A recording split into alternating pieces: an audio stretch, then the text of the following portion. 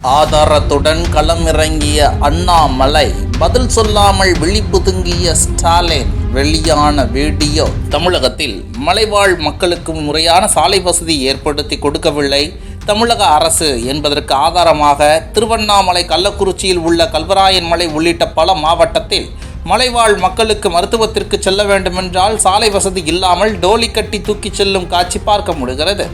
அப்படித்தான் இங்கே நடந்த ஒரு நிகழ்வை ஆதாரத்துடன் பாஜக தலைவர் அண்ணாமலை வீடியோ வெளியிட்டு திமுக அரசுக்கு கேள்வி எழுப்பியுள்ளார். இது தொடர்பாக எக்ஸ் பதிவில் தெரிவித்திருப்பது, கோயம்புத்தூர் மாவட்டம் மேட்டுப்பாளையம் அடுத்த நெல்லித்துறை பகுதியில் முறையான சாலை வசதி இல்லாததால் மாரடைப்பு ஏற்பட்டு இறந்த ஒருவரின் உடலை டோலி கட்டி தூக்கிச் செல்லும் காணொளி பெரும் அதிர்ச்சி அளிக்கிறது.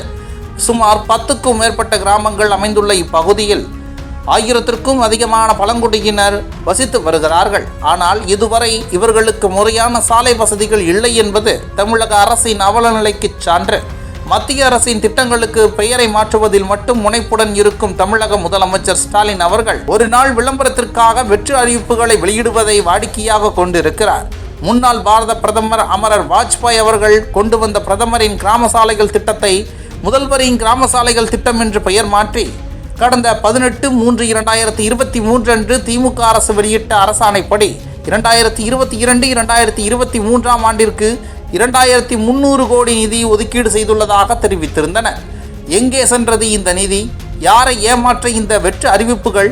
இந்த திட்டத்தின் கீழ் அமைத்த சாலைகள் எத்தனை என்பதை முதலமைச்சர் தெரிவிப்பாரா?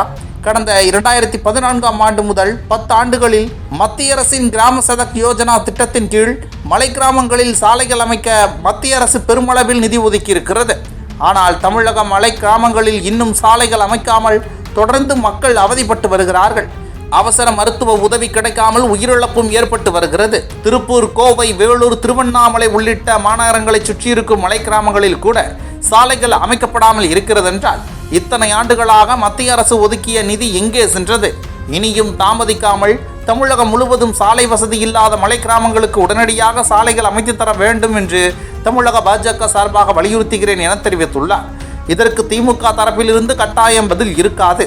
மத்திய அரசின் திட்டத்தை பெயர் மாற்றுவதும், மத்திய அரசு கொடுக்கக்கூடிய நிதியை வாங்கிக் கொண்டு ஊழல் செய்து கொண்டும் மக்களிடத்தில் மத்திய அரசு வஞ்சிக்கிறது, நிதி தரவில்லை என்ற பொய்யை மட்டுமே கூறி வருகிறது என பதில் கொடுக்கின்றனர் நெட்டிசன்கள்.